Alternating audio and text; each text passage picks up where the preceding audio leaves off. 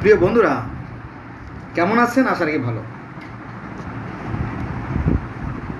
আপনি কোন মুখে বলেন যে আমাদের দেশে ন্যায় বিচার আছে? কিছু নাই। প্রতিদিনই আমাদের দেশে গড়ে প্রায় 1.5 ডজন লোক খুন হইতেছে। প্রতিদিন একদিনে গড়ে 15 থেকে 18 জন খুন হইতেছে এই বাংলাদেশে। তার মানে কি রীতিমতো একটা গৃহযুদ্ধ চলছে। অথচ 365 দিনে যে পরিমাণ খুন হয়, তার একদিনে যে খুন হয় তার বিচার সারা বছর হয় না। কারণ কি জানেন? কারণ হচ্ছে, কেউ যদি মামলা করতে যায়, প্রথমে মোহরিকে টাকা দিতে হবে, তারপরে উকিলকে টাকা দিতে হবে, তারপরে পিস্কারকে টাকা দিতে হবে, তারপরে শেষ পর্যন্ত রায়ের আগে বড় মামলা হলে সেখানে বিচারকরাও ঘুষ খায়। তাহলে এটা কীভাবে সম্ভব বলেন? হবে? কোনো দিনও হবে না। পুলিশের চাকরি বলেন, পুলিশের চাকরি ঘুষ ছাড়া হয় না। এটাই তো সত্যি। যদি আমি মিথ্যে বলে থাকি তাহলে আমার শাস্তি হোক, আমার কোনো অভিযোগ নাই। আচ্ছা, ভালো কথা। ঘুষ দিয়ে যেহেতু চাকরির অভাব, ঘুষ দিয়ে চাকরি আছে, ভালো কথা। সে কী করে জানেন? দিন রাত 24 ঘন্টা চাঁদাবাজি করে। যে এখন কি চাঁদাবাজি বন্ধ হয়ে গেছে? না, মিথ্যে কথা, বন্ধ হয় নাই। তবে আশার লোক কিছুটা হলেও কমছে। ধন্যবাদ ইংলিশ সরকারকে, যথেষ্ট হয়েছে আর কি। এভাবে অবশ্য সময় লাগবে। তো সরকারি চাকরিতে প্রত্যেকটা ডিপার্টমেন্টে ঘুষ আর ঘুষ, তাই না? তাহলে কি হইল? এদেশের আপনার কল্যাণ কীভাবে আশা করেন, তাই না? কশ্মিন কালেও আশা করা যায় না, কোনো দিনও কল্যাণ আসবে না। এভাবেই আপনাকে ধুকে ধুকে মরতে হবে। আসুন মূল কথায় আসি। পবিত্র কোরআন শরীফ থেকে কিছু আয়াত আলোচনা করব। আল্লাহ বলতেছে, কে? ওরে বাপরে, স্বয়ং সৃষ্টিকর্তা বলতেছেন। কি বলতেছেন শোনেন। কিন্তু মানুষ নিজের ধর্মকে বহুধা বিভক্ত করেছে। প্রত্যেক দল নিজ নিজ মতবাদ নিয়ে সন্তুষ্ট। সূরা মুমিনুন আয়াত 53 মানে 53। পরে তাদের আমি বহু জাতি সৃষ্টি করেছি। পরে তাদের পরে আমি বহু জাতি সৃষ্টি করেছি। ওই যে কোনো জালিম অত্যাচারীকে ধ্বংস করে দিয়ে সেখানে আবার নতুন জাত সৃষ্টি করছে বা জাতি সৃষ্টি করছেন। এটা সূরা মুমিনুন আয়াত নম্বর 42। তার মানে কি, সৃষ্টি ধ্বংস তো চলছে, আল্লাহর বিচার তো হচ্ছেই, তাই না? আপনি দেখেন চোখের সামনে যেমন বিচার আমরা কর্ম করি, তেমন কিন্তু ফল আমরা পাই কম অথবা বেশি। হয়তো 2 দিন আগে, নইলে পরে। একটু ভালো করে গভীরভাবে চিন্তা করে দেখবেন, ঘটনা কিন্তু সত্যি। তাহলে সমস্যা কোথায়? ঠিকই তো আছে, তাই না? সবই তো ঠিক আছে, চলতে থাক, সমস্যা নেই। আল্লাহর রূপ কেমন জানতে মন চায় না আপনাদের? অবশ্যই মন চায়। এখানে বলা হয়েছে আকাশ আর পৃথিবী মাঝখানে যে জ্যোতি, এই জ্যোতি হচ্ছে আল্লাহ নূর। আল্লাহ আকাশ ও পৃথিবীর জ্যোতি। তার রূপের বর্ণনা এরকম যে একটা কাচের পাত্রের ভিতরে পবিত্র তেল দ্বারা প্রযুক্ত একটা বাতি, যে বাতি আলো দেয়। কে আলো দেয় আমাদেরকে? সূর্য আলো দেয়, তাই না? হযরত মূসা আলাইহিস সালাম তার স্ত্রীকে বলছিল, বিবি ওই যে দূরে আগুন দেখা যায়, আমি একটু আগুন নিয়ে আসি। তো মূসা আলাইহিস সালাম গেলেন, দেখলেন ঝোপের ভিতরে আগুন জ্বলতেছে। গাছের ঝোপের ভিতরে আগুন জ্বলতেছে। সেই আগুন এমন এক আলো যে সেই গাছগুলো পুড়ে যাচ্ছে না। বুঝছেন কি বলা হয়েছে এখানে? সূর্য তাপ দেয়, কিন্তু সেই তাপে গাছগুলো পুড়ে যায় না, বরং এই তাপই সেই গাছগুলোকে বাঁচায় রাখে। এটা সায়েন্টিফিক অ্যানালাইসিস আছে, ব্যাখ্যা আছে। এটা নিয়ে আমরা অন্যদিন আলোচনা করব, ঠিক আছে? তো এই সূর্য হচ্ছে মূলত শক্তির উৎস, আর আমরাই প্রকৃতির সন্তান। পৃথিবীর 800 কোটি মানুষ বা 900 কোটি মানুষ যাই বলেন, আমরা সবাই একই স্রষ্টার সৃষ্টি, একই আদমের সন্তান। তাই আসুন আমরা ধর্মের ভেদাভেদ ভুলে যাই, আমরা মানুষ হই। আর মানুষ হতে হলে মানবিক গুণাবলী অর্জন করতে হবে, প্রকৃতি থেকে তিল তিল করে। মানুষকে ভালোবাসতে হবে, মানুষকে ভালোবাসলেই সৃষ্টিকর্তাকে ভালোবাসা হবে। কপাল ঘষে কোনো লাভ নাই। মানুষকে ভালোবাসুন, আল্লাহ খুশি হবে, আপনাকে জান্নাতে পাঠিয়ে দেবে। মুসলমান কাকে বলে? মুসলমান যে ব্যক্তির দ্বারা তার প্রতিবেশী নিরাপদ না, সে আমার উম্মত না। যে ব্যক্তির দ্বারা তার প্রতিবেশী নিরাপদ না, সে আমার উম্মত না। কার কথা? নবী মুহাম্মদ সাল্লাল্লাহু আলাইহি ওয়াসাল্লামের কথা। কিন্তু আপনি তো প্রতিবেশীরকে এমনভাবে জ্বালান যে সে তো পালাই যেতে বাধ্য হয়েছে, ঘর বাড়ি বিক্রি করে চলে যেতে বাধ্য হয়েছে। আপনি এমন প্রতিবেশী, অতএব আপনি মুসলমান না। যতই বাহাদুরি করেন আপনার পরকালে কোনো অংশ থাকবে না। এই 2 দিনের খেলা খেলে যান, হ্যাঁ, আবার এই কালেও আপনার ধ্বংস আসতে পারে। যাক, আল্লাহ সমস্ত চলন্ত জীবজন্তু সৃষ্টি করেছেন পানি হতে। সূরা নূর আয়াত নম্বর 45। হ্যাঁ, বিজ্ঞান তাই বলে যে সমস্ত সৃষ্টির মূলে এই পানি। এবং পৃথিবীর যে ধর্ম আছে, হাজার হাজার ধর্ম আছে, সবাই একই কথা বলে যে সমস্ত সৃষ্টি মূলে এই পানি। তো সমস্যা কোথায়? সবাই একই কথা বলে, সমস্যা আছে? সমস্যা নেই। আমি কিন্তু অবিকল কোরআন থেকে বলতেছি, খেয়াল রাখেন। সেদিন কর্তৃত্ব হবে দয়াময়ের। সেদিন অর্থাৎ কিয়ামতের দিনের কথা এখানে চলে আসছে। সেদিন প্রকৃত কর্তৃত্ব হবে দয়াময়ের এবং অবিশ্বাসীদের জন্য সেদিন হবে কঠিন। সূরা ফুরকান আয়াত নম্বর 26।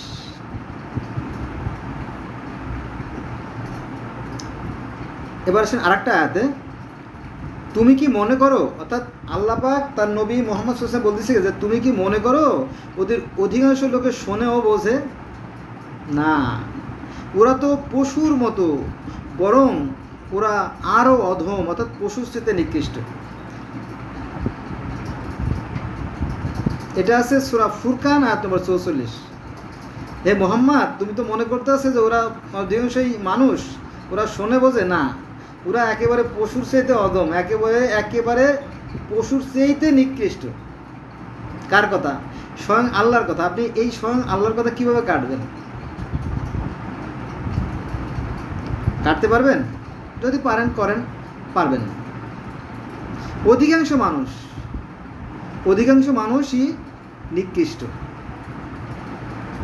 আচ্ছা, আর একটা বিষয় আসেন, সেটা হচ্ছে যে আল্লাহ বলেন যে কর্মের জন্য দিয়েছেন দিন, সৃষ্টিকর্তা কর্মের জন্য দিয়েছেন দিন। এটা আছে সূরা ফুরকানের 47 নম্বর আয়াতে। আবার সূরা নাবার 11 নম্বর আয়াতে অনুরূপ কথা আছে যে আমি দিন নিয়ে খেলাছি খাদ্য অনুসরণ করার জন্য। দিনের বেলা তোমরা সকাল থেকে ঘুম থেকে উঠবা, উঠার পরে পাক পবিত্র হয়ে আল্লাহর নাম স্মরণ করে কাজে চলে যাবা। কাজে চলে যাওয়ার পরে আবার যখন সন্ধ্যায় ফিরে আসবা, আসার পরে আবার অজু গোসল করে পাক পবিত্র হয়ে আল্লাহকে স্মরণ করে, আল্লাহ তুমি ভালোভাবে ঘরে ফেরা তৌফিক দান করছো, তাই না? এই হলো নামাজ। নামাজ শব্দের অর্থ হচ্ছে সংযোগ, স্মরণ এবং যোগাযোগ। আমরা যেমন নামাজ পড়ি, আল্লাহও তেমনি নামাজ পড়ে। এটা আবার কী কথা? হ্যাঁ, আমরাও যেমন নামাজ পড়ি, আল্লাহও তেমনি নামাজ পড়ে বান্দার উদ্দেশ্যে, মানে কি স্মরণ করে। আল্লাহ বলতেছে যে তোমরা আমারে ডাকো, তোমরা যদি আমার দিকে 1 পা অগ্রসর হও তাহলে আমি তোমার প্রতি 2 পা অগ্রসর হব। ঠিক আছে? এটা কিন্তু জ্ঞানীদের কথা, মূর্খদের কথা না। বুঝলে বুঝবেন, না বুঝলে আপনার জায়গা থাকবেন, কোনো সমস্যা নেই। তো এই যে কর্মের জন্য দিয়েছেন দিন, আপনি সেই হযরত আদম আলাইহিস সালাম থেকে শুরু করে শেষ নবী মুহাম্মদ সাল্লাল্লাহু আলাইহি ওয়াসাল্লামের উপর থেকে কাজ করতেন, কিন্তু আপনি তো কোনো কাজ করেন না। আপনি তো ধর্মের নামে ধোঁকাবাজি ভণ্ডামি করে খান এবং আরও অনেক অগণিত ছেলেদের লাইফ নষ্ট করে দিচ্ছেন। এগুলোকে আপনি বোঝেন? আপনি বোঝেন না, সেই বুদ্ধি আপনার নাই, কারণ সেই বুদ্ধি থাকলে আপনি আর এই অপকর্ম করতেন না। আচ্ছা, এবার আসেন, এবং তিনি মানুষকে পানি থেকে সৃষ্টি করেছেন। এটা আছে সূরা ফুরকানের 54 নম্বর আয়াতে। হ্যাঁ, পৃথিবীর প্রত্যেকটা ধর্ম তাই বলে যে এই পানি থেকেই সৃষ্টি, এমনকি বেদও তাই বলে যে পানি থেকে সৃষ্টি।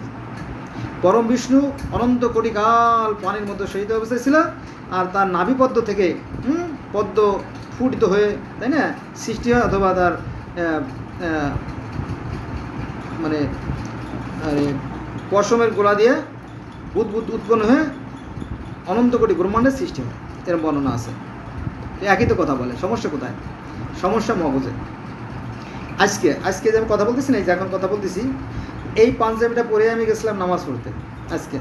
তো হুজুর বলতেছে যে 12 মাসে 13 ভগবানের পূজা করে, মানে তার কিন্তু বহু ঈশ্বর। মিথ্যে কথা। দেখেন যে একজন ইমাম যাদেরকে আমরা শ্রদ্ধা করি, আল্লাহর পরেই তাকে সম্মান করি, সে মসজিদের মতো জায়গা দাঁড়ায় বলে মিথ্যে কথা বলতেছে। সে তো জানে না। একটা বিষয় না জেনে না বুঝে এভাবে মন্তব্য করাটা কিন্তু কঠিন পাপ, কোরআনের বিরুদ্ধে যায় কথাগুলো। হ্যাঁ, কারণ কোরআন বলছে তোমরা যদি কোনো কথা শোনো সেই বিষয়টাকে না জেনে যাচাই বাছাই না করে যদি বলো, সেটা মিথ্যার নামান্তর হবে। ঠিক আছে? যিনি পরমেশ্বর, যিনি সৃষ্টিকর্তা, যিনি ভগবান, যিনি ঈশ্বর, তার পূজা তো হিন্দুরা করে না। তবে কার পূজা করে? অবতারকে। অবতার হচ্ছে ঈশ্বরের পক্ষ থেকে যুগে যুগে সমস্ত মহামানবরা মানুষকে হিদায়ত করার জন্য বাণী নিয়ে আসতেন, অর্থাৎ আমরা যাকে বলি নবী রাসূল, তাদেরকে তারা স্মরণীয় করে রাখার জন্য এই মূর্তিগুলো গড়ে। বোঝা গেছে? তাও এক শ্রেণী, সবাই না, ছোট একটা শ্রেণী করে। কিন্তু এই কথা আলেমরা বিভিন্ন মসজিদে, মন্দিরে এসে, মাদ্রাসায়, ওয়াজ মাহফিলে বলতে বলতে বলতে অন্য ধর্মের, অন্য জাতির মানুষকে একেবারে পচাই ফেলাইছে। চিন্তা করেন। হ্যাঁ, আর একটা কথা বলে যে আপনি যদি একবার যখন মুসলমান হয়ে জন্ম নিয়েছেন, তখন নো টেনশন, আপনি একদিন না একদিন জান্নাতে যাবেনই যাবেন। হ্যাঁ, যতই আকাম করেন কোনো সমস্যা নাই, তওবা করলে মাপ। হ্যাঁ, উহুদ পরিমাণ, পাহাড় পরিমাণ অন্যায় করলেও মাপ, হজ করলে সব পাপ মাপ হয়ে যাবে।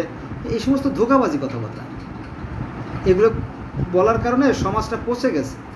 সবাই অন্যায় করতে আর দ্বিধাবোধ করে না। কেমন বুঝলেন বিষয়টা? এগুলো খুবই অন্যায় কাজ, তারপরও এই আলেমরা করে যাচ্ছে। কেন করে আমি জানি না। আচ্ছা যাও,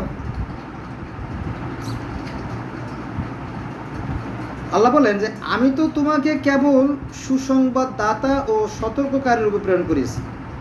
সূরা ফুরকান আয়াত নম্বর 56।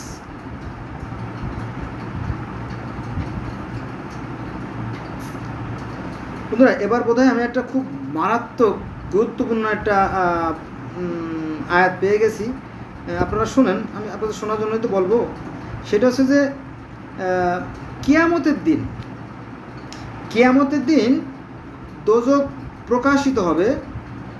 কাদের জন্য প্রকাশিত হবে? যারা অবাধ্য ছিল, পৃথিবীতে যারা অশান্তি সৃষ্টি করে তাদের জন্য। এটা আছে সূরা শুআরা আয়াত নম্বর 91, মানে 91।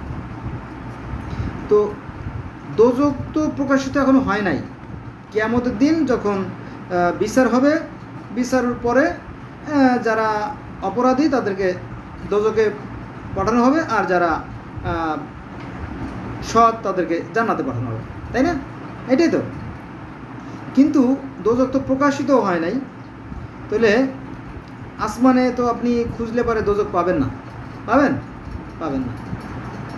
ফাঁকা মাঠে গরু খুঁজলে পাওয়া যাবে না, কারণ গরু তো বাড়ি চলে গেছে, তাই না? আচ্ছা যাক,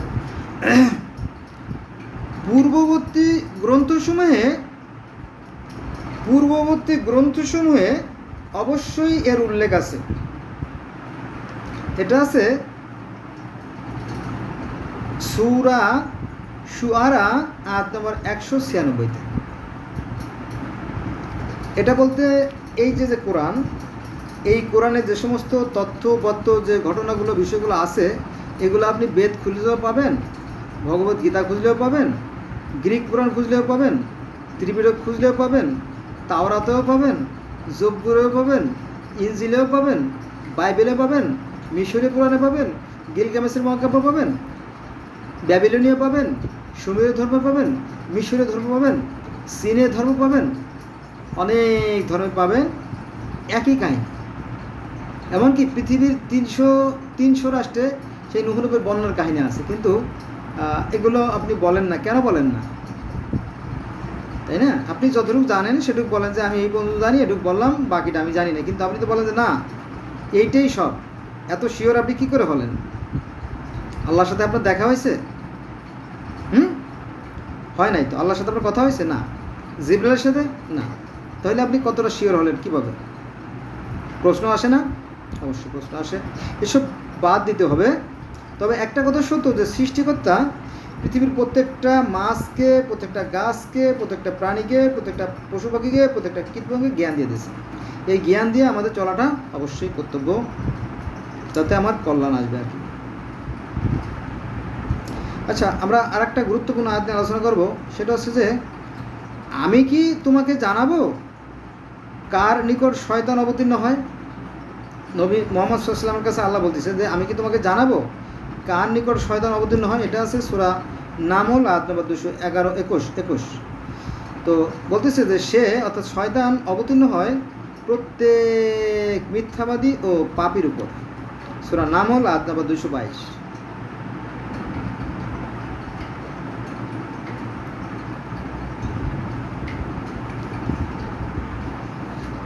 আমরা আর একটা আয়াতে যাই। স্মরণ করো যখন মূসা আলাইহিস সালাম তার পরিবার বর্গকে বলেছিল আমি আগুন দেখেছি। সূরা নামল আয়াত নম্বর 7। আগুন দেখেছিল, আগুন, ঈশ্বরের রূপটা আগুনের মধ্যে দেখা গেছিল। আর একটা আয়াত বলি, সূরা নামল আয়াত নম্বর 92। এখানে বলা হয়েছে আমি তো কেবল একজন সতর্ককারী, একজন রাসূল, একজন নবী, একজন মানুষ। কার কথা? নবী মুহাম্মদ সাল্লাল্লাহু আলাইহি ওয়াসাল্লামের কথা কোরআনে আসছে।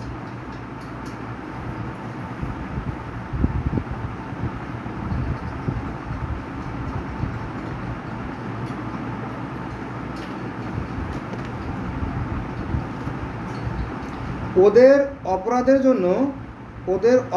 জন্য ওদের জলমগ্ন হয়েছিল। ওরা জলমগ্ন হয়েছিল, অর্থাৎ ওই যে নূহ নবীর যে বন্যা হয়েছিল সেই কাহিনী আগে চলে আসছে, যে ওরা ওদের অপরাধের জন্য জলমগ্ন হয়েছিল, পরে দোজখে প্রবেশ করানো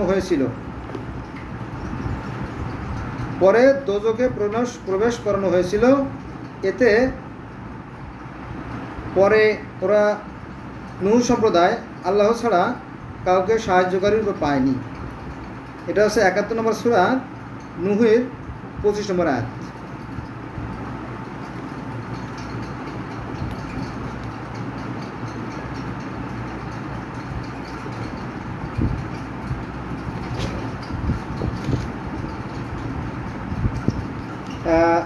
এই যে প্রথম মুসলমান নিয়ে কিন্তু অনেক মতভেদ আছে, জানেন তো। প্রথম মুসলমান কি বঙ্গবন্ধু কিনা, নাকি হযরত আদম আলাইহিস সালাম কিনা, নাকি হযরত ইব্রাহিম আলাইহিস সালাম কিনা, এই নিয়ে কিন্তু অনেক মতভেদ আছে, ঠিক আছে। তো কোরআন কি বলে আমি সেটা আলোচনা করবো, তাই না। খুব গুরুত্বপূর্ণ একটা আয়াত। দেখেন কোরআনে বলা হয়েছে যে মুসলমানদের মধ্যে আমিই